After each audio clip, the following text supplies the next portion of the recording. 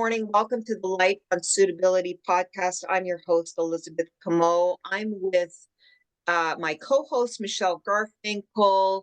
Also joining us again today is Joseph Haytas, and we have a special guest, Dean from Lighthouse 9 Consulting. We want to talk to Dean about his services. He offers services through his program, Lighthouse 9 Consulting. In particular, he has interactive studies for self-help topics. He can explain this better, but he does a comprehensive from A to Z of how to be found suitable for parole. So a self-help study on accountability, insight, victim impact, remorse, relapse prevention planning, parole planning, learning about your antisocial personality disorder. So he's got that both for sexual offenses and regular offenses, gang activity, domestic violence, you name it, he has that. So one's called Pathways, I believe, and one's called North Star. And he's got a number of other services. One thing I did find, which was interesting, which could be a post-parole program, which would be very good for some of our clients, which is driving under the influence, and really understanding about that, because most of our clients, if they are revoked, and it's very, very rare, are revoked for drinking and driving and or domestic violence. And then he's also got some other services he offers, such as the helping you with your board hearing packets, advanced insight, and also domestic violence, which is fantastic. So he's got a whole bunch of stuff going on. He's a very successful, I think, discharged parolee, and I can't remember for how many years, but he's going to let you know all about that. Dean, why don't I turn it over to you, and you can fix, add, correct to anything I just said in the introduction. Okay. Well, thank you. And thank you for inviting me. So to begin with, you were close on the discharged parolee, 24 more days, and I will be done with it. We'll have served 5 years on the parole after serving a 23-year sentence on a 25 to life. Congratulations. Thank you. So yeah, I'm looking forward to that, because I think that's really going to open the doors to be able to do a lot more. With being on parole, there's a lot of limitations, things we can't do. And there's been plenty of opportunities that I've had to pass up on because, dealing with parole. So yeah, I look forward to that. I think that, what's important is when we started Lighthouse 9 Consulting, I was still inside when I had laid the groundwork for it. And I started to take note of the programs and things that were missing, things that were needed, the niche that needed to be filled. And what I noticed was that for people who have the 290 sex-related offenses, that they were in prison. There are certain programs they can't be a part of. There are certain jobs they can't have, certain prisons they can't be in. And to this point, they are the only demographic within the system who has to pay for their own rehabilitation. Any other offense that's committed, people are able to get help through self-help groups. Now, the people who have 290 related offenses can also get help, but they can't directly get help specific to their crime. So a lot of them, when they go to the board wants to know, well, what have you done to address the issue? Well, you don't provide anything. So, we developed these programs, Pathways, which addresses the 290 related offenses. And it covers specifically, it was created to address recovery. And the way we did that was we looked at what the board uses to find people suitable. And the very topics are recovery topics. You're looking at remorse, support network, insight, taking responsibility, acceptance. Who were you then? Who are you now? How did you get to be this way? How are you going to stay that way? So all the issues that the board is looking for, that's what we built the program around. And it's about recovery. So one thing that we'd like to teach, and when we work with guys, is that, one of the first questions I like to ask them is, what what are you there at the board for? And most guys, they think they're there to be found suitable. I'm here to be found suitable. And so what we want to do is get them out of that mindset. What you're there for is to take responsibility, to be vulnerable, to honor your victim, to share your recovery. The byproduct of doing those things is being found suitable. So the goal is not to go in with this suitability, seeking that, is to share your recovery, and the rest will follow. So it's getting guys into a different mindset. And so we with Pathways, we help them learn more about themselves. So we go into childhood traumatic events and how that influence adult criminality. We look at the emotions, the feelings, the thoughts, cognitive behavioral therapy, going from childhood into adulthood. And then where did you learn the behaviors? What made it okay to offend? What did you get out of offending? It's asking these tough questions. And, for the most part, guys jump in. There's a lot of individuals who are really working on their recovery. They want the help. So we provide the help. When we had Pathways, that's our signature program. We started with that program. And I had a call one day where an individual says, I'm not a sex offender. I have a murder case, but I was reading the Pathways curriculum and I need to learn this stuff because this applies to me. He says, can I take Pathways? And I said, no. What we're going to do is give me a month and we're going to have something for you. So we immediately went to work and we created North Star, which is much like Pathways, except it deals with all other offenses. So that way now we can provide something for both populations. Eventually, we turned both programs are offered now in Spanish as well. So we have that because we have a large, Spanish-speaking population. And then what we like to do is ask. We do a post-assessment. We ask the individuals after they complete the program, what did you think? What are the strengths, the weaknesses? Where can we be more effective? What would you like to see more added into the program? What did you learn from the program? And a lot of people were really disappointed that was it. Can we have more? Is there something more that we can do? So we started the Navigator Advanced Insight Program, which goes further into insight into remorse, victim impact, into language, teaching people to use responsible language, get out of the minimization language, words like if, only, a little, just, but, to get that out of your language, teaching people how to speak when they go to the board, to use that responsible language. So that's part of what we go through. We also have certain exercise like remorse that we call Through Their Eyes, and it's for them to write out the crime through the eyes of their victim. But what it does is give them that perspective of what they've done, and it really opens them up to a better understanding, gaining insight into the impact of their crimes. So after that one, we created the Advanced Domestic Violence and Awareness Prevention Program. So we have now also domestic violence. And the way we run these programs is that when they first enroll, we send them a questionnaire and we send them an assessment. The questionnaire is just to get their vitals. How much time are you in for? How much have you served? Have you been to the board? Things like that. What are your charges?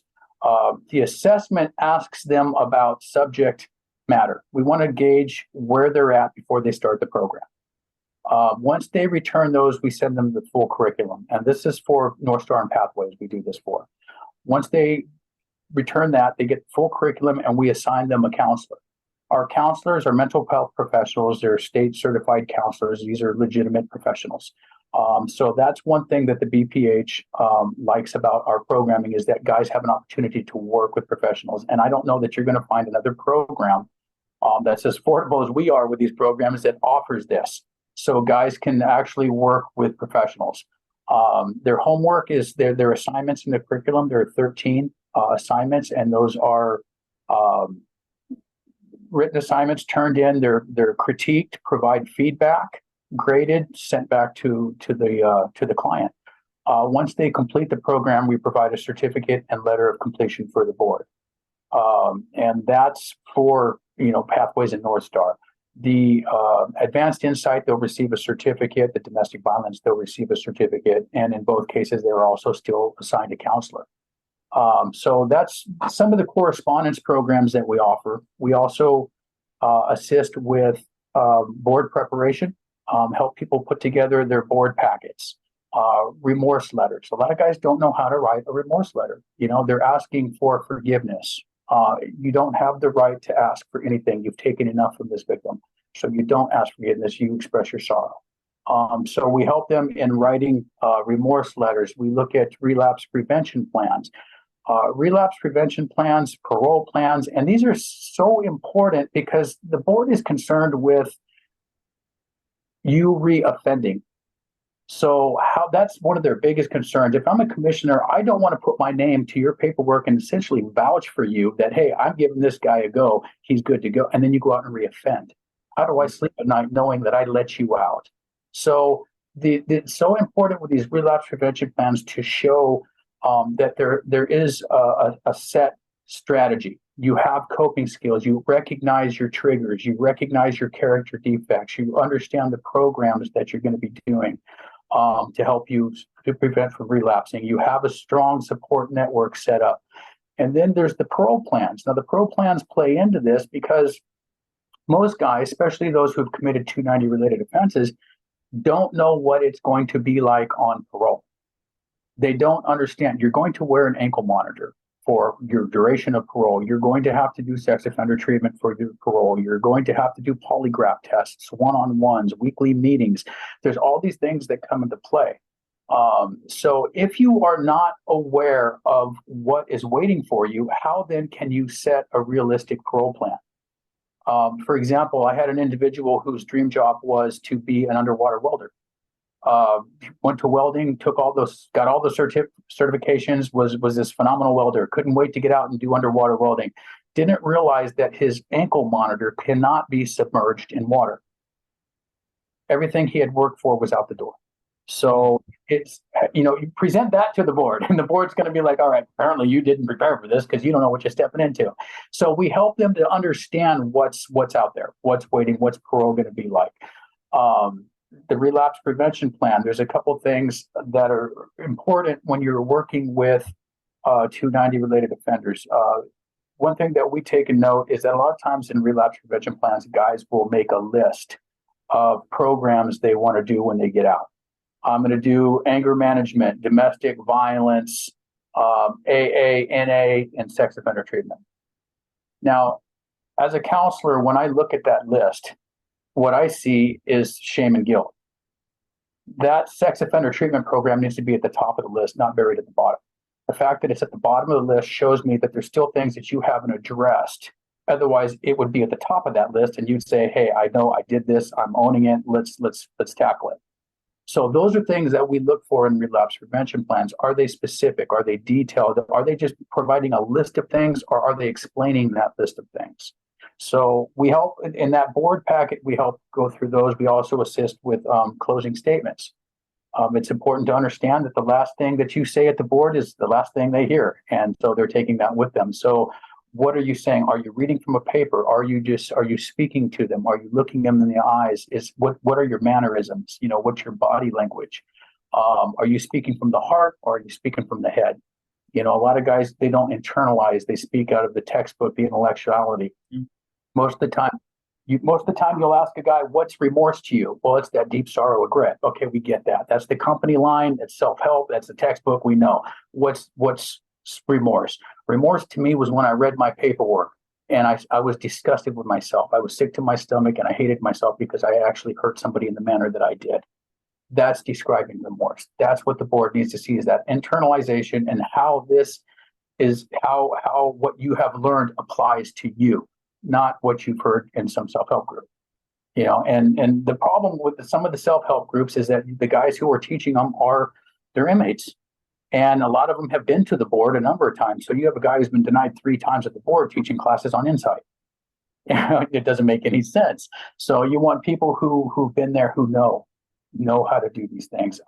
And so that's what we provide, is having people go over these paperwork, helping set up better understanding what the board's looking for, people who've had success at the board. We also do transcript reviews. So we'll go over a fine tooth and comb the transcripts, and we'll look at the language. We'll look at what the commissioners are asking. A lot of times guys don't understand that questions that the board asks mean more. They're looking for something more than just one thing. It's not just what you're saying that's important.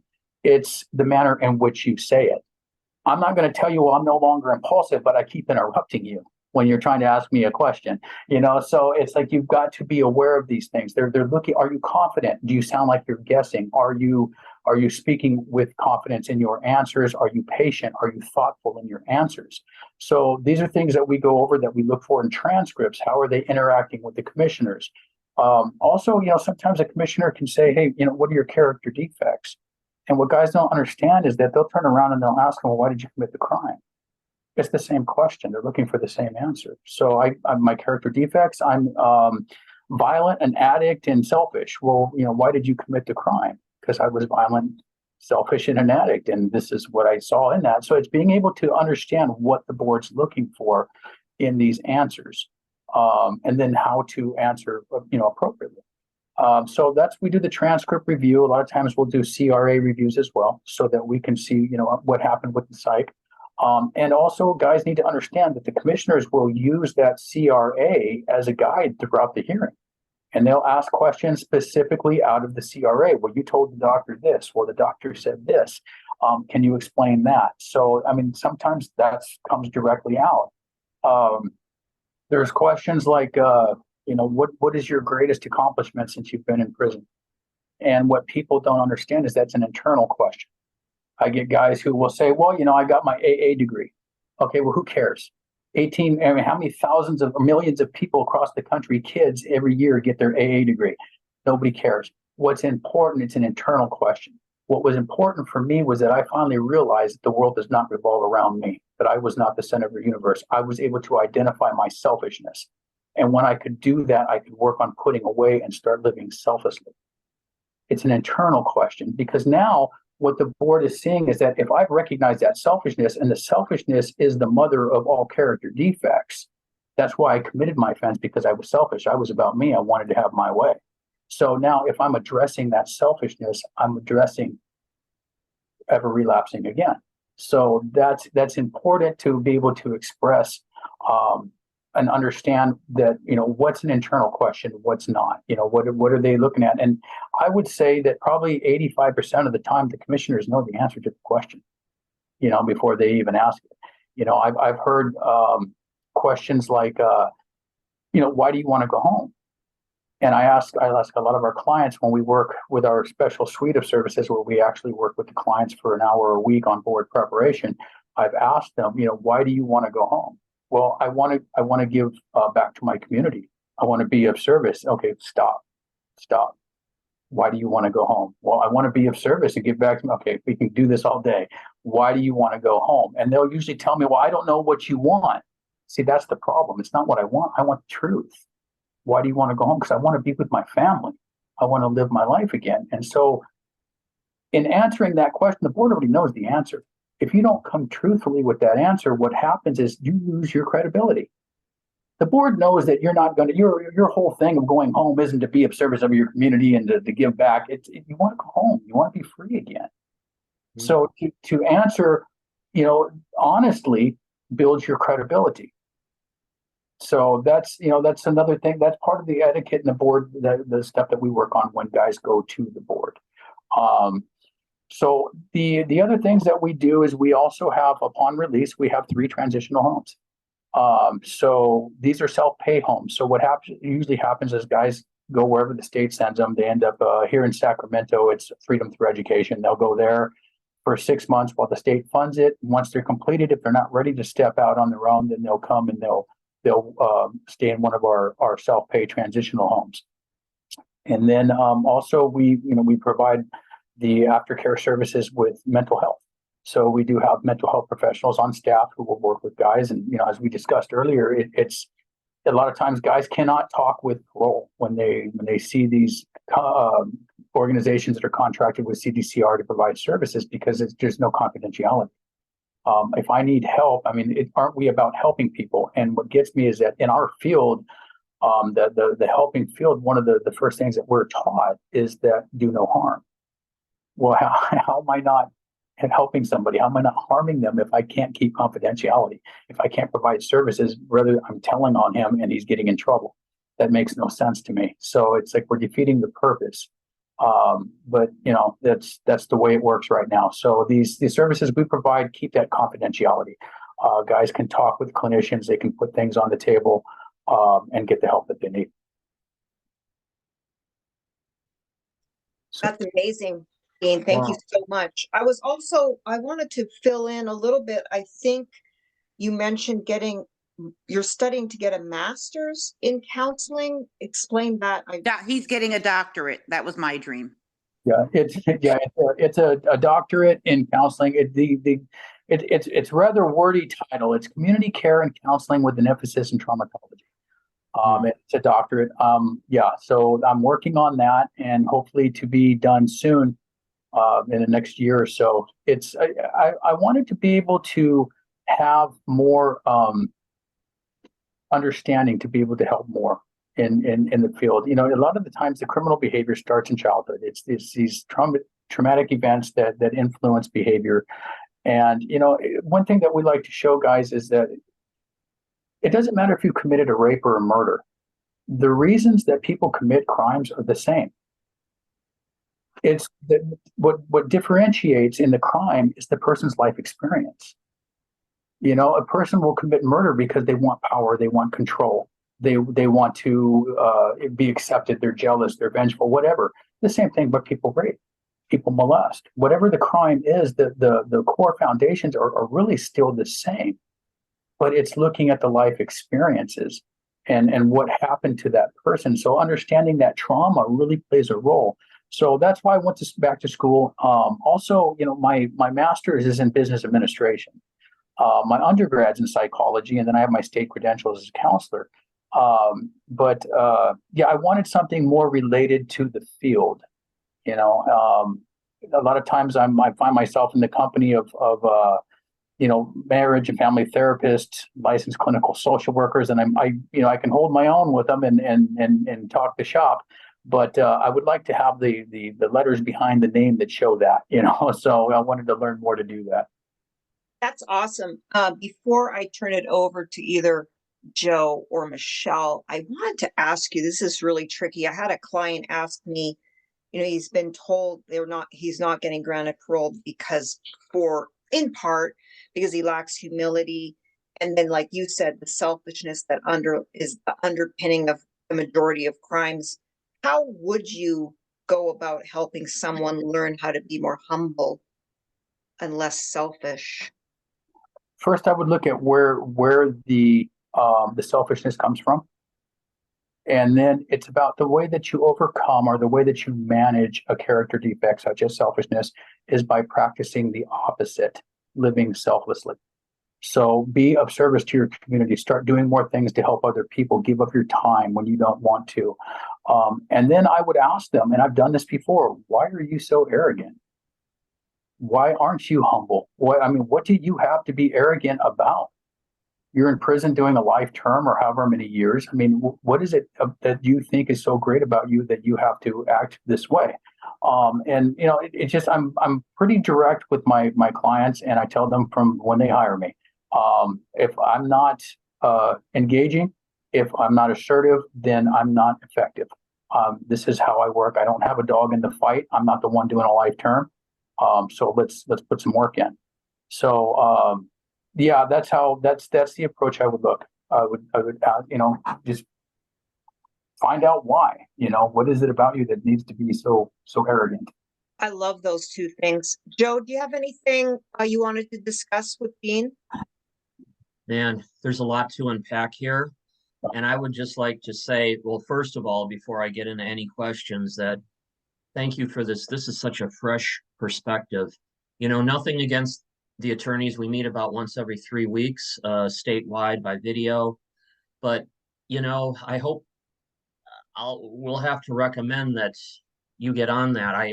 Because this is so fresh to me, because I hear over and over again just things that attorneys say, but hearing it from you, It's like a different point of view, and all of the things that we try to impart to the inmates when we speak to them.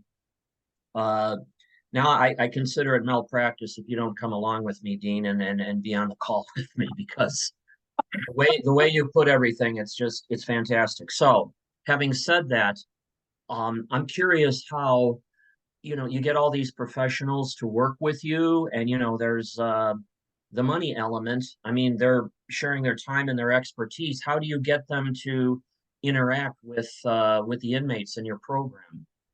Well, they'll interact through correspondence. And it's funny because I've had attorneys ask me before, how do you afford to be able to do this? Because we don't charge a lot and we offer quite a bit. And I actually had one attorney a week ago, 2 weeks ago, who told me, what I don't like about your program is that you charge too much. And I told her, I said, you have no idea what we offer if you think we charge too much, because we could charge a lot more. But the problem with that is that people wouldn't be able to afford it. And we want people who want the help for it to be available. A lot of our clinicians, a lot of our staffs, what we do is they work with us supplementing their income. They'll have a full-time job doing something else. So we provide a supplemental income for them. And a lot of them are in the place in their life where they want to give back and help. So they have the education, they have the credentials, and they're working with us. And that a lot of them believe that, look, this is where you make a difference. We're in the trenches. When you look at how do we strengthen society, a lot of society will deem this to be the weakest link of society. The people in prison, the criminals, the bad guys. Well, let's go there. Let's go to work. And me, I don't have an issue with that. And you guys, as attorneys who work with BPH and all these things, I know that you're there too. You serve a different purpose, but it's like we're there. And so when people have that heart to want to give back, to help, that's where it comes from. And sometimes, of course, they're wanting to give back. That's so much more effective than just doing it because it's their job. It's really in their heart. Yeah. And I see, well, I see that in you too. Would there be, I know your program is pricey from an inmate's point of view, but I haven't committed any crime, thankfully, except maybe some speeding tickets that I've picked up over the years. But would there be an opportunity? I'm just curious. I'd love to go through through the program. Would it be available to people like Michele, Elizabeth, and myself if I wanted to pay the fee and do the course? Because it would probably give me some insight into better serving the people I serve, the inmates in the prisons. I think, and I think something like the North Star would be, and you'd have to look at something, like when you talking about speeding tickets. You may have to go back to days when you were a kid and maybe picked up a candy bar somewhere or something. I don't know, but it's no. There is. You know what? Hold that thought. There's been times that I've done things in the past that I'm really ashamed of doing. So all of us, none of us walk on water. We've all done stuff that we regret, that we wish we hadn't done. So. Right. Mm-hmm. That's definitely something that can be done. And I've had, some of the commissioners have actually purchased the program because they wanted to see more of what was in it, and I had one who I talked to on the phone, and she said, I just want to be effective when I ask questions. I want to know what they're learning so that I can ask these questions. And I'm going to tell you, 45% of our clientele comes from board recommendations from the commissioners. Wow. And they're telling them at the consultations, I've read the paperwork, they tell them in the transcripts, you need to go to Lighthouse 9, take this program. So we're getting a lot of work from them. And I think it's paying off. We have a good success rate, but it's not, and as you know, as an attorney, it's not on us, it's on them. They have to show up. They've got to be able to put the work in. They cannot blame you. They can't blame me because they aren't found suitable. They've got to be able to go in there and deliver the goods. It's on them. So yeah. Sure. And that comes from them internally. They have to have that desire to change, to want to be, for lack of a better term, pro-social, and go back out in the community and do the right things. Yeah. Elizabeth, you were talking about the humbleness, and a big part of what we teach is the authenticity. It's just, you've got to be your genuine, authentic self, who God created you to be. That's who you got to go in there as. You go in there with a mask on, they're going to see it. This is what they do. A lot of times when I'm working with a guy, I'll ask him questions and we're talking board conversation, and his answers come across as if he's reciting material out of a textbook, if he wants to preach, if he wants to lecture, if he's, and it's like, okay, stop. And then I'll tell, this is what I do to them often too. I tell them, let me just ask you a question completely off the blue. I'm just curious. And they're like, well, what is it? I'm like, you follow the NFL? You like football? Well, yeah. Well, who's your team? Well, I like the 49ers. What do you like about the 49ers? I can't stand the 49ers. We get into this football conversation. And they're like, well, I like the quarterback they had, but they traded him, and then this guy got hurt. I said, okay, let me stop you. The conversation we just had, that's the board hearing. What you're presenting is not. I need this authentic, genuine you yourself. It's a conversation. That's what I need to hear. And then it turns on a light for them because now they've seen it and they're like, wow, okay, this is how I'm supposed to show up. And so that really helps in getting them to take that mask off, to be their genuine self. I think another thing that's a big bonus is I've been there. I've sat in that seat. When I went, it wasn't about Zoom. You were in the company of the commissioner, and I had Arthur Anderson with my commission. So yeah, man, I do love Arthur now. Back then I wasn't so sure. But yeah, it's I've been there. I understand what goes into being found suitable. I understand the work. I understand the anxiety, the stress, and everything behind it. When I can relate to that, it helps me, gives me an insight that, no offense to attorneys, but fortunately you guys haven't been there. So it's harder for you to understand the process for us internally. And then to come out, be found suitable on my initial. And now to be able to understand, work with the board. We've done some training programs before with Heidi Rummel and her nonprofit.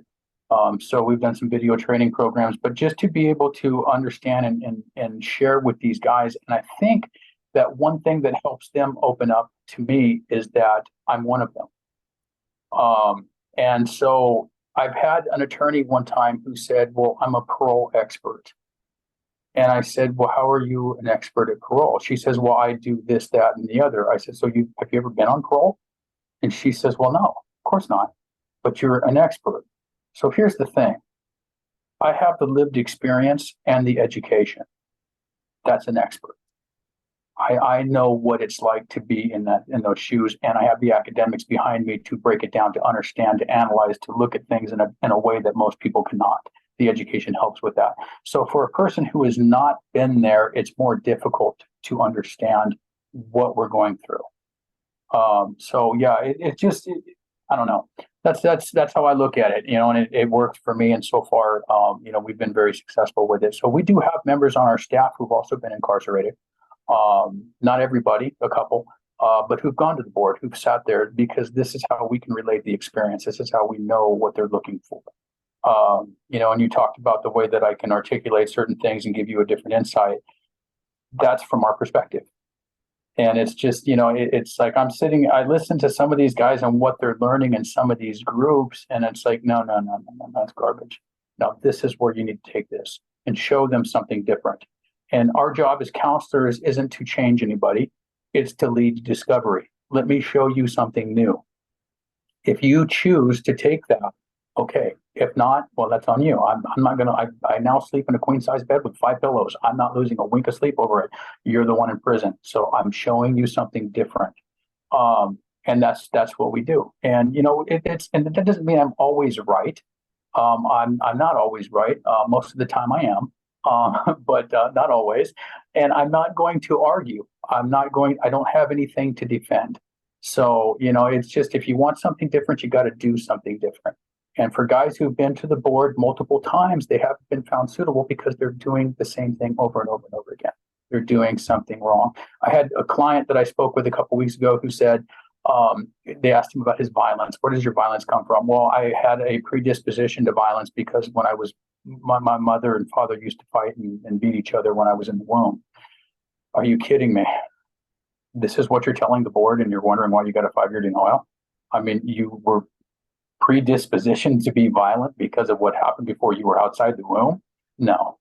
Let's look at the learned behavior of it. And what the board understands, because of mostly of what's offered in the prison system, is cognitive behavioral therapy, CBT. Change your thoughts, change your feelings, change the actions. Identify the faulty, replace with the healthy, create new behaviors. That's what the board gets. So that's our approach. And when you're dealing with trauma, that's the gold standard.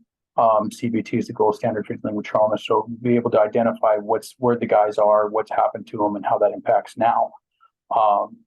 That's what plays a role. Cognitive behavioral therapy. Mm-hmm. Yeah. And is that part of your program? Yeah, that's our approach, is identifying thoughts, feelings. So it's like in the very first assignment in North Star and Pathways, the second question is to identify traumatic experiences as a child. The following question is, what were your feelings? The next question is, what were your thoughts? We want to see where you were at, because a lot of times what happens is that, for an example, let's say I grew up in a domestic violence household where my dad beat me all the time, and it's reinforced throughout my childhood. What I learned is that I'm powerless, I'm hopeless, I'm helpless, I have no control, I feel rejected by my dad. Okay, so this is something reinforced throughout my childhood. This is traumatic, and I'm learning a behavior here. What I see is that violence gets me what I want because I see that in my dad. So I learned that now, and it's an influencer. So that's a causative factor. My experience, my events that I experienced are causative factors as to why I am the way I am. So it develops a character defect. The character defect is now violence. So I now have learned that violence will get me what I want. And what I've also learned is that I feel helpless, hopeless, abandoned, rejected when these things happen. Now, as an adult, when I start to feel helpless, hopeless, no control, abandoned, rejected, I don't have to be a victim anymore. I'm an adult. I'm going to lash out. I'm going to get more out of control to gain control. So, and that's what happens. That's where these offenses come in. So we look at what was going on in your life at the time that you committed your crime. What was happening there? And most guys have problems with the wife, losing a job, losing a home. There's all these things that come into play that they have no control. They go into depression. They're looking for an escape to feel better. I don't like feeling out of control. I've got to do something to feel in control. Maybe they do it in the form of a molestation or rape. It could even be an armed robbery. Somebody taking a gun and holding a gun to somebody and pushing them around and telling them what to do gives them that power and control. It feeds that adrenaline. But here's the thing about crimes is that they start off small and escalate. So it's just like, and this is where we approach it as an addiction, because when you look at drugs, marijuana, the gateway drug, and then it escalates higher and higher and higher and goes up. So next thing you know, you go from marijuana to cocaine, to methamphetamines, to heroin, to the more high quality addiction drugs. And criminal behavior is the same way. Let's say a guy starts watching pornography. All of a sudden pornography doesn't flip the bill anymore. He's got to do something more. It doesn't give him the rush, doesn't give him the high. He builds a tolerance to it. So he starts peeping through windows. After a while, that's not so much fun anymore either. I got to do something more. So now he starts touching. So it escalates, and there's an escalation in the behavior. So these are the ways that we break down the crimes and we look at them and show the guys, this is how we connect the dots. From childhood to adulthood, how does addiction play a role? And one of the first questions we ask is sexual offending associated with addiction? Most guys will say, well, no, I wasn't under the influence when I did it. That's not what we're talking about. Or the act itself is an addictive behavior. I was at the BPH one time, and there was two PhDs that were giving a presentation to the board. And they were from the state mental hospital, I think it was at Atascadero, and they work with sex offenders. And one of them, Commissioner Cassidy, she had two questions. She said, the first question was, we see a lot of these programs, mine being one of them, coming into the system. What do you think about that? Of course, this caught my attention. So I sat perked up, and so I'm listening. And so the doctor says, well, here's the thing. I have a client who wanted to have sex with an unconscious woman. He did, and ended up killing her. And I don't see what that has to do with an addiction. And I thought, okay, this is a PhD. The other question she asked was about the RPPs, relapse prevention plans. What do we look for specifically in an RPP for 290s? And the doctor says, well, they need to be specific and detailed to the client. And so I had an opportunity to speak a little later. And so I asked Commissioner if I could address the two questions she asked. No disrespect to the PhDs. Here's the thing. Nobody wakes up one morning and says, I want to have sex with an unconscious woman, goes out, does it, and kills her. This started somewhere. Let's see where that started. Let's go back. Did it start with the pornography addiction? Did it start with the sex addiction? This is where addiction plays a role. How did this escalate as an addiction from this kind of a crime to this kind of a crime? So that's what we do. We break this down, we go in and we look at it and see where it began. The second question about the RPP, every RPP needs to be specific and detailed to whoever it's for. That's without say. But when you're looking at a 290, what you're looking for is the rule we talked about earlier with the list and the order that things are in. You're looking at the statements they're making and are they taking responsibility in the programs. You're looking at the support network. The support network, a lot of people say, oh, my family, my mom, my dad, my brother, my parole agent. Okay, no. This is a relapse prevention plan. Professionals at the top. Your counselor, your sponsor, your clinician, your parole agent, then your family. Your family can be a part of your support network, but they're not a part of your relapse necessarily. When you're talking about the relapse, you're looking at the professionals to help you stay in your sobriety, whatever that looks like, for whatever reason. So your support network is great when it comes to your parole plans and helping you with monetary, items, materialistic things and emotional support and all that. But when you're dealing with relapse, you definitely want the professionals at the top of that list. That's a lot. I know I'm throwing all kinds of stuff at you. It's so great. It's so great. I want to just wrap up and see if Michele has something, and then, we would definitely appreciate a part two, gain your wealth of information. But we are using up your time, and I promise to cut you loose at 11. Mm-hmm. Okay. Yeah, I would love to do a part two. Awesome. Michele's here. I was gonna invite him back for a part two because I know we're out of time. I just want to briefly ask you on the workbook that you have for the DUI. Can inmates order that on the inside, or is that solely for folks on the outside? They can't. We have sent it in. Okay. It's called Responsibly Driven, and it's written by two guys, both who are incredible guys who were life-term prisoners who had murder DUIs. They're both out now, and they're working in the field. They wrote this workbook, put it together, did a professional job. It's excellent. So it's when I have clients who have that, charge anything with a DUI, I send them that workbook. That's what I wanted. I have a lot of clients that have DUI murders, and there's not a lot out there specifically on DUI. I think there's one correspondence course that's out there. So it's nice that you have a full workbook on that. And this one isn't a correspondence program that we provide feedback and critique because it's not one of our programs. So it is a workbook for them to read, to answer the questions. And for the clients that we do the special suite of services for, when they have those crimes, I do have one now who has a crime like that. And so we sent the workbook and we've gone over a few things. We talk about the things that he's learning. We don't normally do that with that program. We just provide the book. That's true. And then I figure we could do it with our clients too, if it was someone that needed the help, or we could refer them to your suite of services. But it'd be nice for them to have, I think that's a really beneficial book from what I looked on your website. Yeah, it has been. Yeah, we've had that thing go out quite a bit. So that's a good book. And I just want to tell you, it's great to see you again. I know it's been like a year, I think, since the last time I saw you. Yeah. But I hope you'll come back. I'm not going to ask you any more questions because I know we have about 3 more minutes. So I just want to thank you for all the work you do. You've helped so many of my clients, and I'm pushing your program all the time. It's on my list of resources, and I'm just really grateful to you for my clients. Well, I appreciate that. Thank you. I would like to echo those thoughts of Michele. I mean, this is the first time we've met Dean, but I'm so impressed, and I know that Elizabeth probably is going to ask you for contact information, how people can hook up with you if they want. Thank you, Joe. So it's got my back. I'll let the leader, Elizabeth. Yeah, that's me. That's me.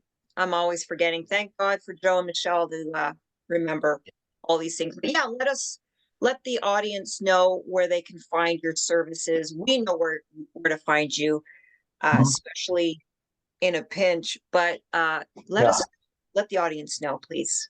Okay, so we can be found at Lighthouse 9 Consulting, and it is the number 9, lighthouse9consulting.com. That's our website.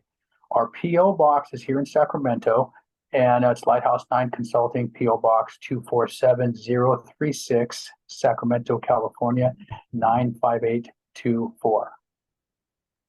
And then Excellent. hopefully we can put it in the notes for the podcast as well. We can get it put in there so folks can also go to your website from us. Yeah. So let me ask you guys a question. Did you find the information helpful in the work that you do? Very much. The information you gave Very us much. today? Mm-hmm. Hell yes. Okay, and that's the tip of the iceberg. I could go on for hours. No, it really is the tip of the iceberg if you've ever talked to Dean just one-on-one. And I just saw him a few months ago at the Life Support Alliance workshop that they had, which was awesome. But no, this is just the tip of the iceberg, as he said. And he's just Dean, you're just so authentic and knowledgeable. And it's unfortunate that Daryl and Sean couldn't be here today because they too are very authentic and genuine. And I was looking for Daryl, but he didn't sign on. He's got some employee missing and he has to keep filling in on a Sunday for that. And so that interferes. But again, just the authenticity. And we really try to tell our clients, please be your authentic self, because the impression management, the commissioners, they can smell that a mile away. Yeah, it's one of the things I tell the guys is that you have nothing to defend. You're caught, you're doing the time, you've been in 20 years, you have nothing to defend. Own it, because that leads to stuff out, So yeah, but the authenticity is very important. I was just, eventually what I would like to do is to be able to do this on a grander scale with a number of attorneys that that could use the information. I know that I bring a different perspective, and it's because I've been in a different spot. But if this is what it takes to bring this information out and to show people this is another approach, this is what you can look for, this is how we can do this, then I would love to do that. And especially with a lot of the attorneys, I know that I don't know how many attorneys that I've talked with, and probably 60. That we share clients and things like that. So it's a lot that I think would be helpful for people to understand, and maybe look at things a different way on the approach. Thank you so much, Dean, for coming on my podcast. It's growing, but what I am trying to do is be more consistent. And so maybe the next time Daryl and Sean will be here, I know you would enjoy speaking with them as well. Mm-hmm. And I appreciate all of the listeners, whomever you are. Thank you so much. And thank you again to Joe and Michelle for jumping in as well.